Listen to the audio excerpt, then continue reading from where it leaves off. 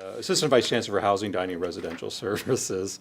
I'm a Highlander. I came here as a freshman biomed in 1977 and never left. Worked most of my time in housing. I was an RA and then assistant resident director, and my first real job was being a resident director at Lothian.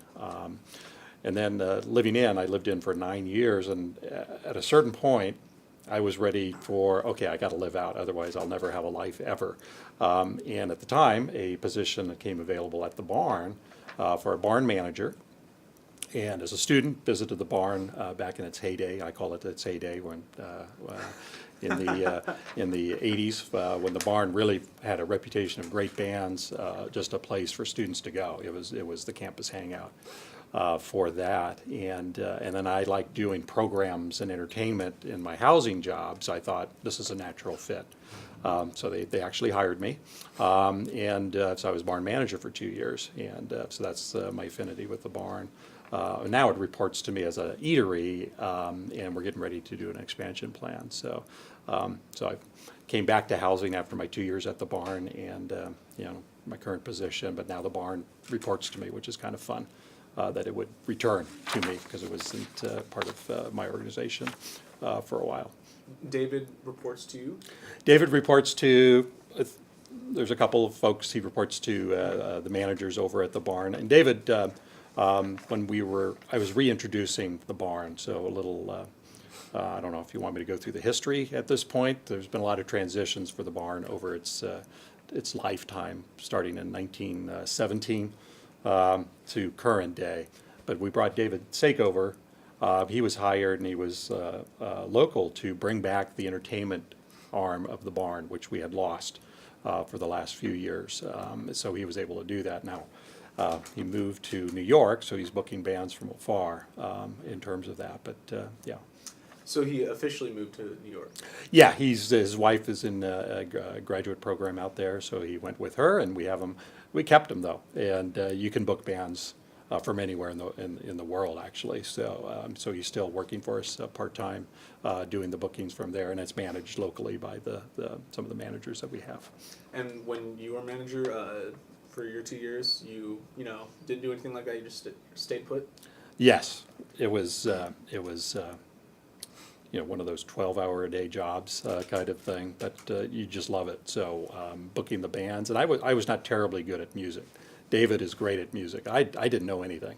The fact they hired me mainly because I was a good manager in terms of the money aspects of things. But I didn't need to know music, and that was in my interview. I still remember to this day, they go, well, what do you know about music? And I said, nothing. And I get this panel of blank stares saying, okay, let's get rid of this guy. But it was really the students. So I had great student panels, and actually it was just me. I was the only career employee there, and all these student employees. I had one responsible for the entertainment aspects, and we would ask students, what do you want? What do you want to hear, and who do you want to bring there? Also, I discovered that the barn it was a location that you got producers in LA and producers in San Diego. It was just a natural stopping ground in between various things, and I was being contacted, say, hey, do you want to book this band? And so I would bring it to my student group, and they would tell me, yes, this works. And it was always a balance of those kinds of acts which cost money. So there was always the risk, but then I would complement that with local bands. So you have garage bands here in Riverside and the Inland Empire, and they would bring their own constituency to see their bands, and some of them were pretty good, and others not. We tended to get bands that were either on their way up or bands on their way down. And, the more famous acts? More famous acts. So we get them before they're famous, and then they're famous, and then they start waiting, but they have a good clientele and folks like them, so those are the kinds of things we would do. And then we'd also partner with, we still have Nooners today. Mm-hmm. We had Nooners back in my day, so that's how long Nooners have been going on. But we would book the band, and it was usually fall and spring quarter. The band would play during the Wednesday Nooner, and then that night they would then play an expanded set over at the barn. Okay. So you had an opportunity to see, oh, that's who's playing at the barn, and then come that evening you would go there. So Wednesday nights were pretty very well attended for the students to be there.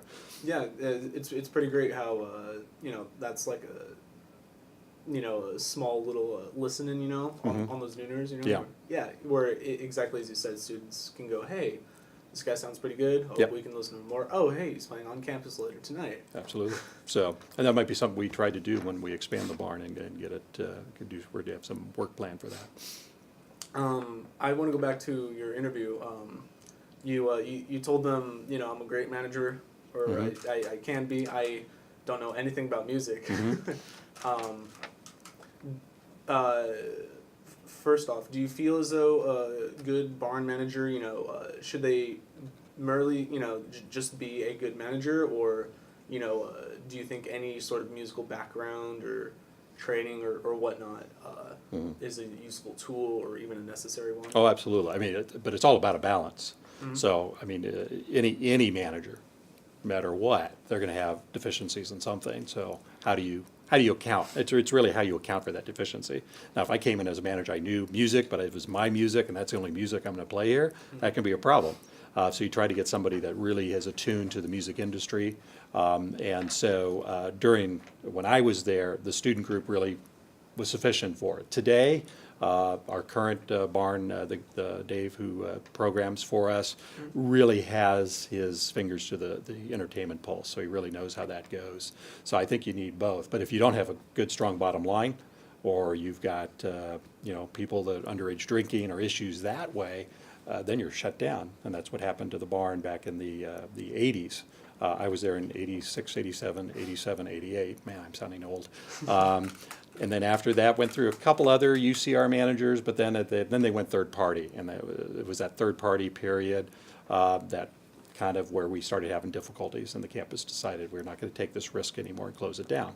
So, Was it merely like financial difficulties? yeah, when they went to the third party, it was because they were having financial difficulties at that time. So the managers weren't paying attention to the bottom line, kind of thing. Because the business is like this, and and my organization now, it's make or break. If you bring it in, you can spend it. If you don't bring it in, you don't get to spend it. And so it really has to have a strong business component to it. But there's ways to do it, and ways to do it successful. So. Yeah. Okay, so do you remember, off the top of your head, any of the acts that came on? I remember the comedy 86 to acts. 88? So the one thing I did know was comedy. So and that was kind of my secret dream. Maybe it wasn't so secret, because I did a little stand-up at the barn as well. So As a student? as a barn manager. So I introduced when I went there Friday nights. Then we introduced Friday was always a great happy hour time where we had a big faculty following and graduate students and other students. So I would have rows of tables, and this is the chemistry section, and this is the bio section, and the professors would go and meet, and the graduate students would come, and their older undergraduate students would go there as well. So it was this real great dynamic of Friday happy hour. But then that night, the business fell off, and I go, how do we increase that? So we decided, let's try some comedy. So I had an agent from LA, and he would usually provide 3 acts. And at first, the first quarter or so, it was the intro act that's usually your lesser act. I thought, well, I'm as good as that.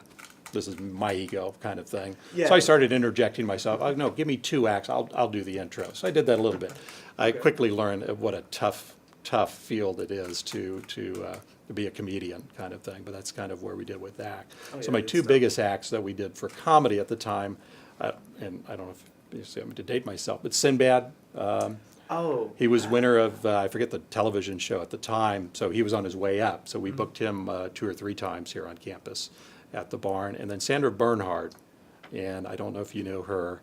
The I name haven't doesn't ring seen a bell. too much about her. She was my biggest act. And so look her up. I think she's still alive.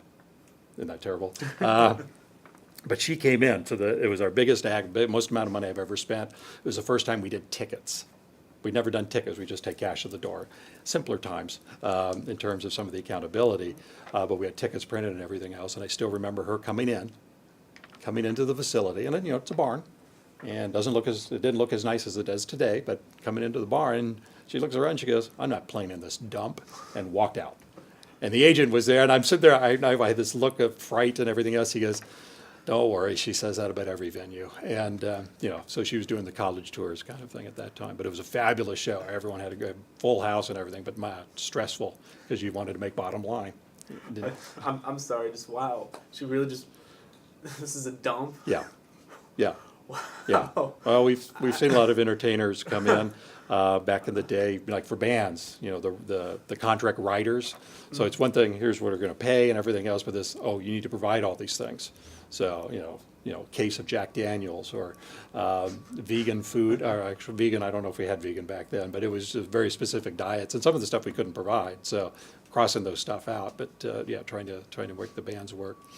So it's before they get on stage, sometimes they just have this attitude of, I'm entitled to everything, kind of thing. Yeah, like I'm just playing in this, like exactly what she said, this dump, and Yeah. so, I'll, like, only give like half of my, of what I can do for my performance. Mm-hmm.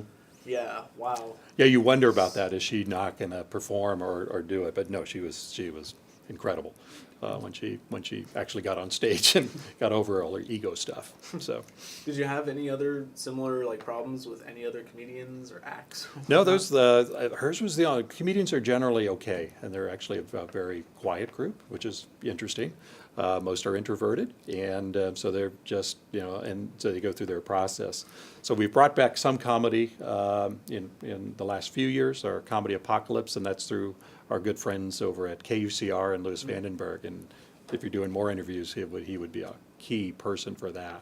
Now, talk about a guy who knows music and knows comedy. I don't know if there's a topic Louis Vandenberg does not know something about, so he would be a Wow. great interview for you, because he'll remember, and he's been on campus long. There aren't many people that have been on campus as long as I have, so I've been here 36 years, 37 years. Louis has been here longer, so, Since like the early 70s? Or? yeah, he's early 70s. Wow. I'm late 70s. Okay.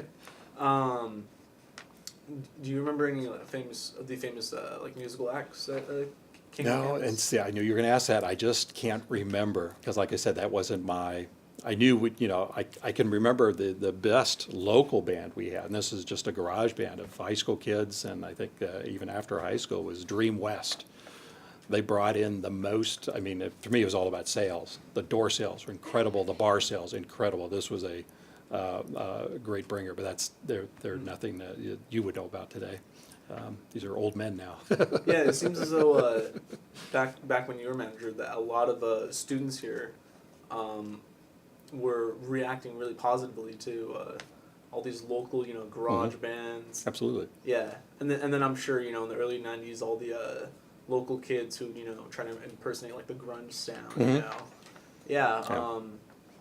So it's always been a mix. So you want, and I know reputationally, even the recent write-ups that Dave gets on the band's ebooks and everything else. That's what you do want to core that, but you also need to augment that with some of the other things. And you never know. You never know where these garage bands are going to be going and that kind of thing. Yeah, because there's often so much talent around the city, and for these local kids to perform at, like not just for the barn but also for locations such as the Blood Orange Info Shop, if you've Right. heard of them. Mm-hmm. Yeah, they are very much underground as opposed to the barn, which Right. could book Coldplayers or some other like big multi-million-dollar act. Mhm. And so do you feel as though the barn perhaps has lost its touch, or students have attended it less than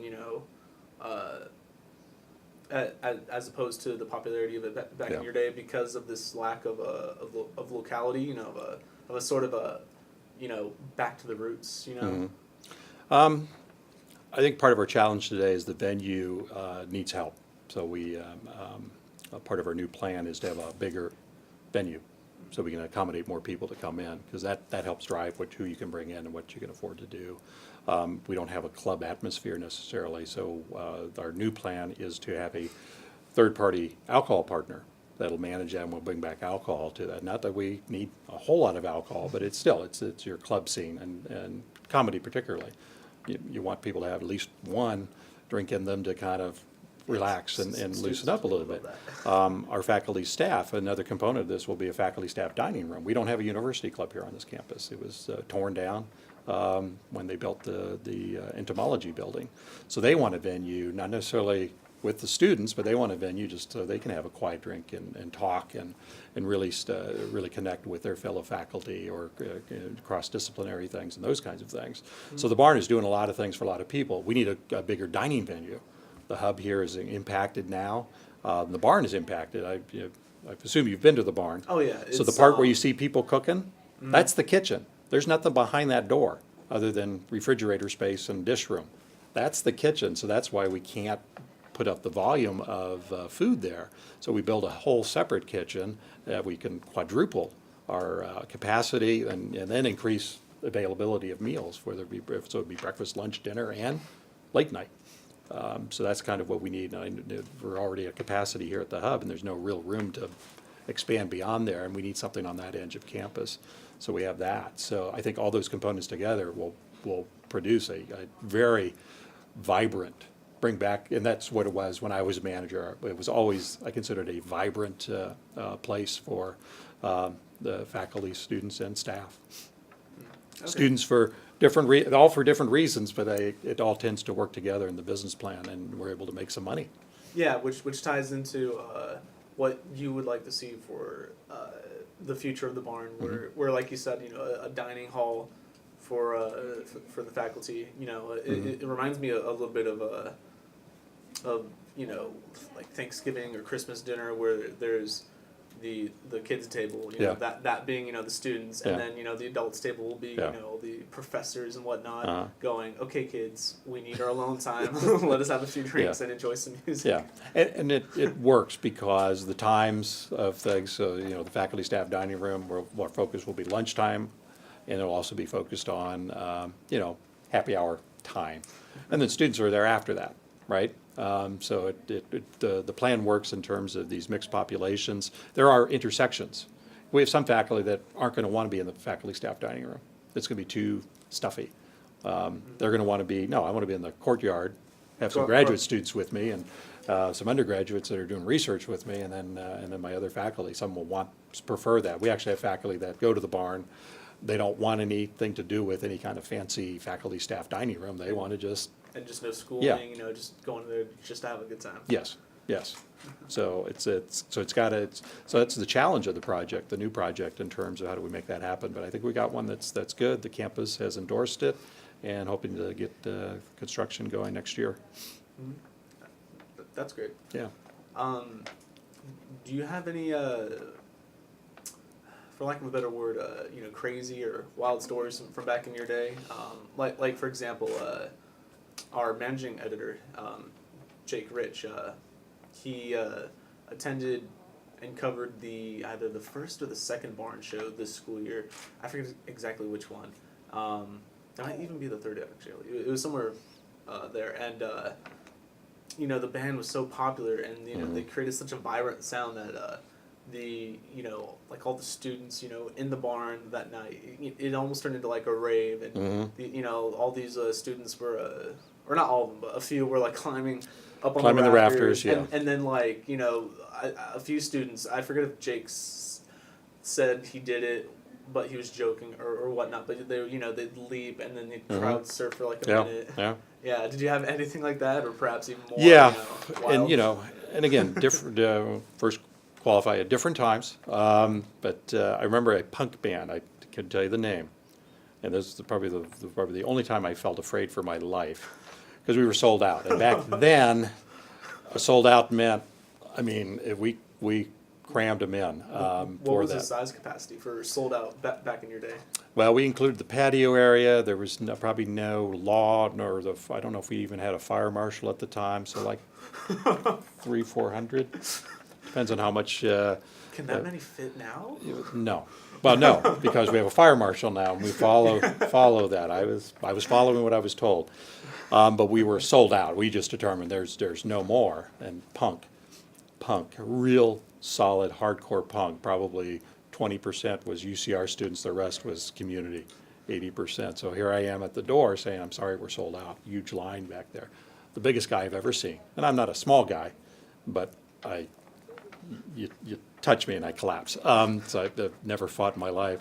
So this guy comes up and he goes, "What do you mean you're sold out?" He had the A tattoo. safety pin through his face, and it was real punk and the spiky thing, leather, and I'm just sitting there going, and I just go, okay, look a little taller. So I kind of did the little taller thing, and he backed away, thank God, because otherwise I wouldn't have done it. But I think for that particular show, I hired through a fraternity to do security for me, because we'd had different security kinds of things. Today we have a security firm, and we work with the police very closely for these kinds of things. So we make sure, and that's part of the process we go through now. Back then, we didn't have that process. So we made it through, but yeah, people were, throwing themselves, and fortunately, it was so crowded, they were picked up or held, or the mosh pit kind of stuff. So, but their jobs was just to keep people in the mosh pit, just pushing them in there. It was just one crazy, like, It was- just like a whirlpool, Yeah, of yeah, people. so most of our events were well controlled and not by anything. Students behaved themselves. They just kind of, for the most part, behaved themselves and that kind of thing. But yeah, there were one or two like that. You're just getting nervous about it, and people sneaking in, and for that. Today, we partner where they kind of go online, or and actually the person that's booking the bands will know, okay, this one is going to be for this type of outside person, security is going to be at this level. And if it's like for comedy show, our security level is very low, because there's just not that kind of thing going on. So that's the kind of the process we go through for that.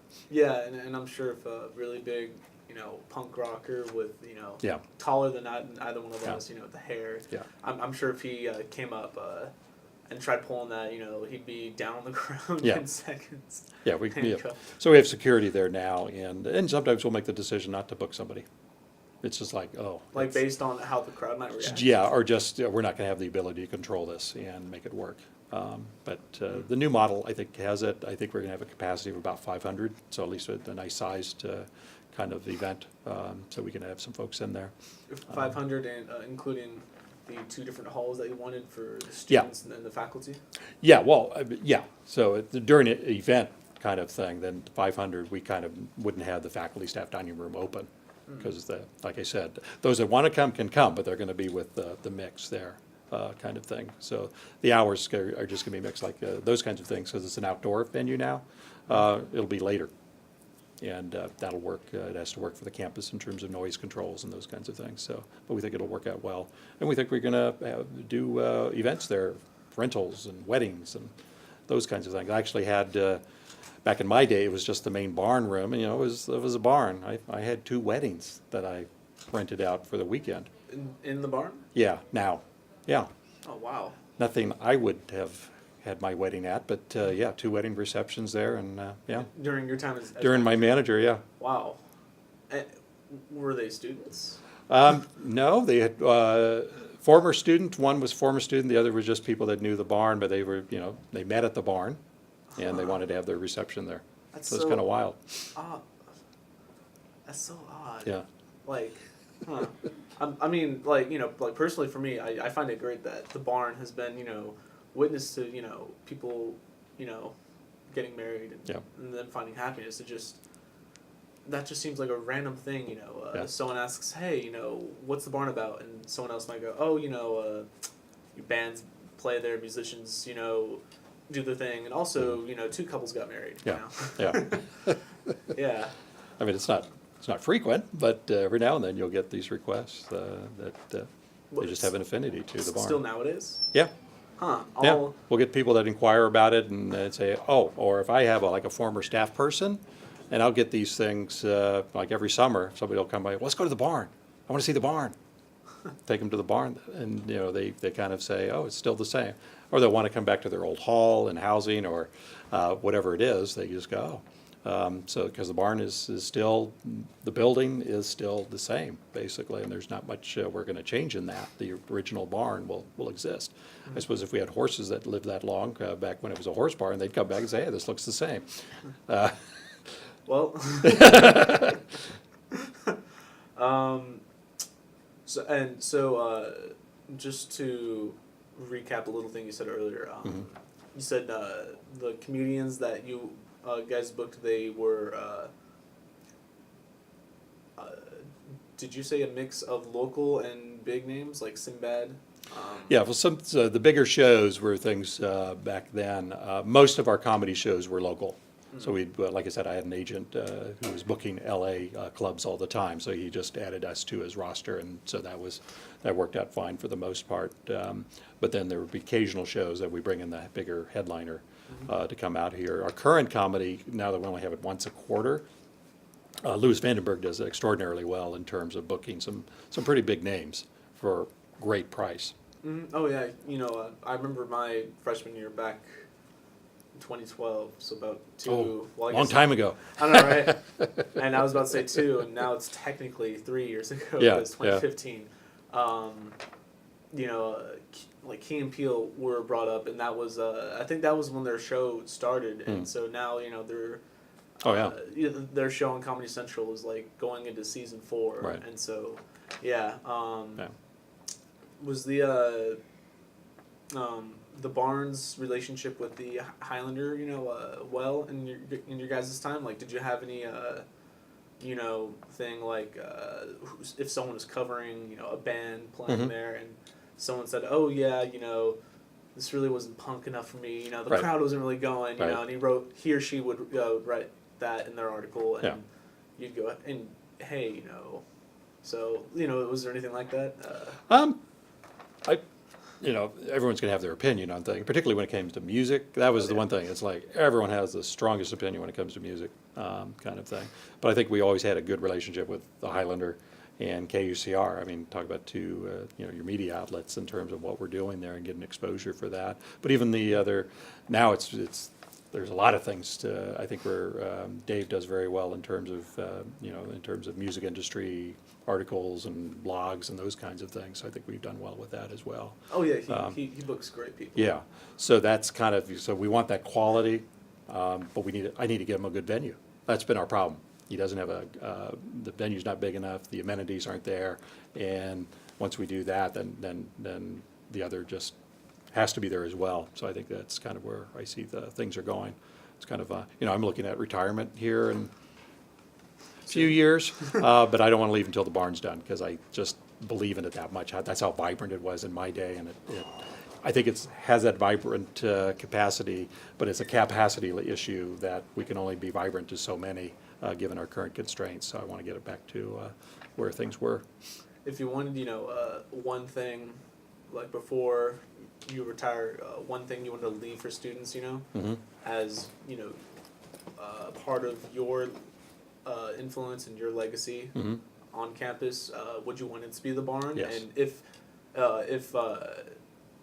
your plan for it was able to push through, with it being reinvigorated, Right.